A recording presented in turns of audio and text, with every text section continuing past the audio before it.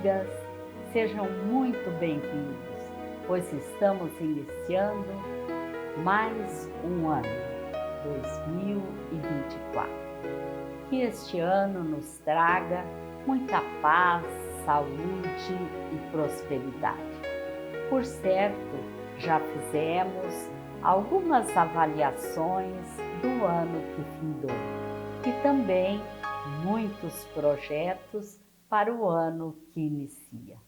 Está conosco Alcídio Pereira, palestrante espírita de Maringá, com quem vamos conversar no programa de hoje. Olá, Alcídio, que bom ter você mais uma vez conosco. É um prazer ser convidado para participar desse programa com tanta audiência e tão importante para aqueles que acompanham, que têm o hábito de acompanhá-lo toda vez que ele é inserido ou disponibilizado no YouTube. Nós que agradecemos, Alcídio. Mas, Alcídio, ao iniciarmos mais um ano, como está acontecendo agora, não é? 2024, são comuns as avaliações e os projetos também. Qual é a importância de idealizarmos projetos? Bem, a importância é que nós não podemos copiar aquela famosa música que diz que nós devemos deixar a vida nos levar. Porque se nós deixarmos a vida nos levar, pode acontecer que a nossa vida saia completamente diferente do nosso projeto reencarnatório.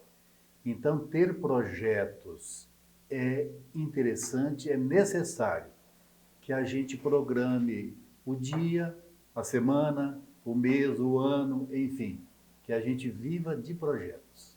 Que tenhamos um objetivo na vida, Sim. né, Alcídio?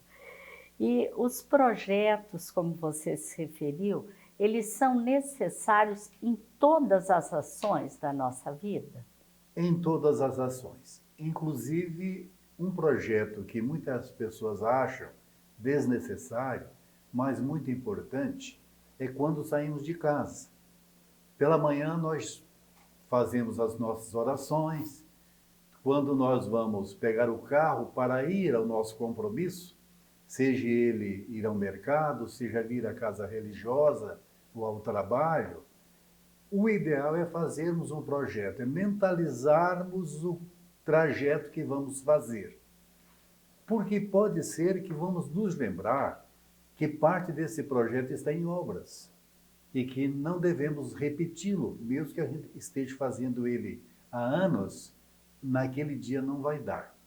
E por coincidência me aconteceu ontem, eu que falo tanto de projetos, eu fui para um lugar que eu ia pela segunda vez e não obedeci o que eu mesmo recomendo. E acabei indo para outro lugar, que tive que depois andar muito mais para consertar o equívoco. Então, projeto desde amanhã, tudo o que vamos realmente fazer naquele dia. Nós sabemos que a própria criação divina é resultado de um planejamento. Está na Bíblia que o mundo foi criado em 6 dias.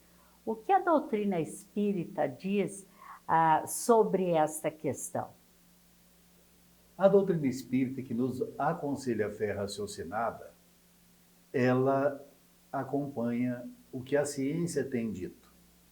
Porque a ciência tem conseguido medir, através das camadas geológicas, nos fósseis, quantos anos tem o nosso planeta.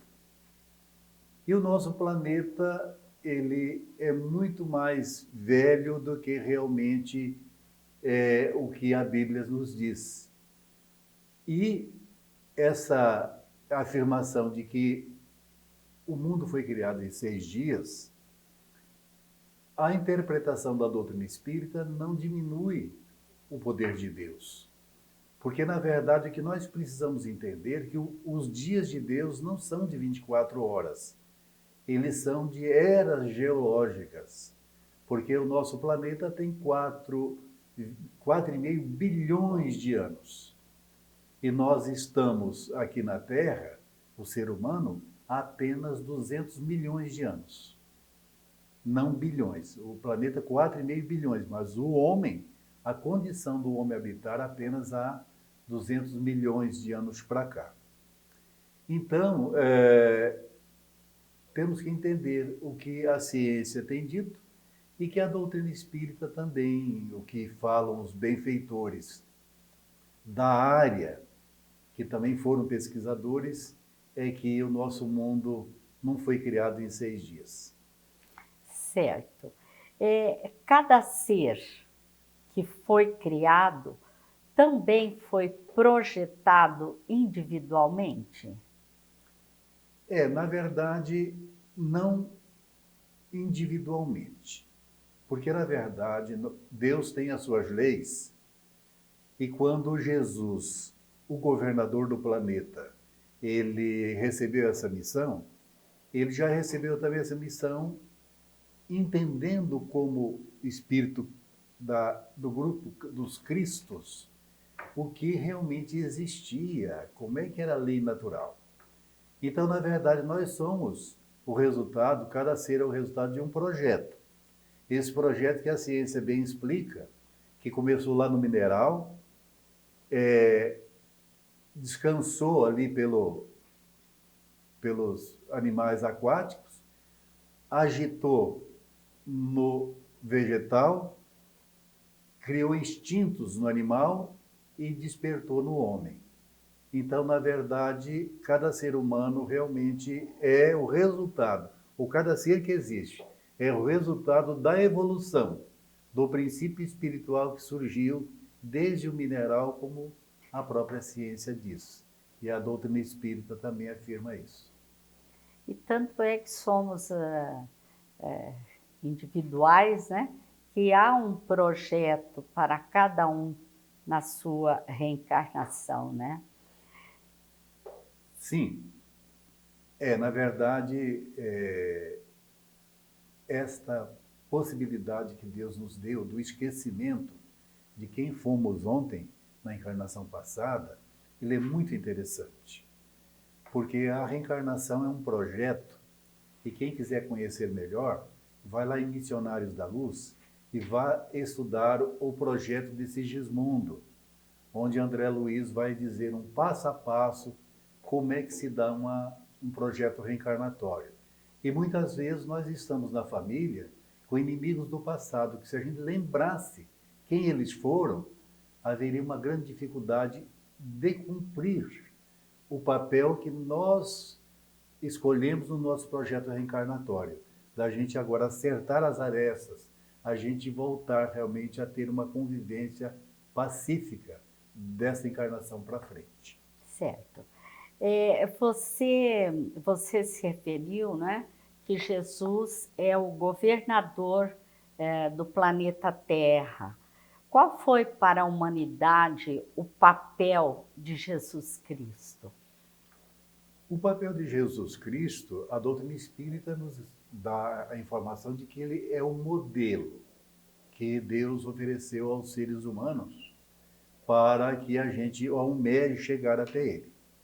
Mas o papel de Jesus foi que desde o início da governança do nosso planeta, quando o nosso planeta se deslocou e como aquela massa incandescente carregada de energia, e Jesus passou a administrar esse resfriamento e surgiram os primeiros seres vivos, quando ele chegou no homem, após a emancipação, ele teve o papel de vez em quando, enviar seus prepostos para nos chamar à nossa reforma íntima, o amor ao próximo, enfim.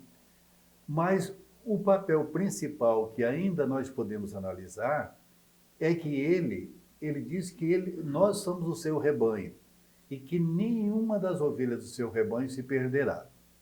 Mas também fez mais ainda. Ele desceu do seu status de Cristo, encarnou, viveu entre nós, para que nos ensinasse como deveríamos fazer para seguir o nosso projeto, que é de sermos criados simples e ignorantes até a perfeição, ele nos deu muitos exemplos e fez mais. E provou que a morte não existe. Porque então se falava filosoficamente, mas não se tinha prova. Agora ele, após crucificado, no terceiro dia, reapareceu aos seus discípulos, dizendo que estava provando o que ele havia dito. A morte não existe, a vida continua. Alcídio, é muito comum vermos entre os membros da família dificuldades de relacionamento. Por exemplo, filhos rebeldes, né? Filhos que odeiam pai, não se dão com irmãos. Essas dificuldades também fazem parte de um projeto reencarnatório? Veja bem, quando nós nascemos, formamos uma família, houve, como já falamos, um projeto reencarnatório.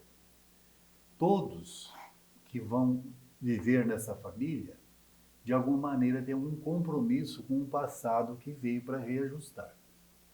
Só que muitos daqueles que nasceram nessa família, eles se esquecem, nós não se lembrando, eles não seguem os exemplos dos pais, que para também essa família sofrer o reajuste, é preciso exemplificar que é a parte difícil da paternidade e da maternidade. Então, muitos acabam realmente tomando caminhos diferentes daquele que os pais, através de exemplos e de recomendações, de orientações, aconselharam. Mas os pais, eles, para serem educadores, eles não podem ser coniventes com os erros, mas também não podem ser agressivos. Eles precisam amorosamente, com exemplo, e acompanhando esses filhos e fazendo o que for possível e quase impossível, e esperando e fazendo como o bom pastor, que apesar das dificuldades sempre dá a mão para que realmente a ovelha desgarrada retorne ao rebanho. Certo. Nós encontramos na obra de Allan Kardec orientações sobre a educação dos filhos, Alcídio?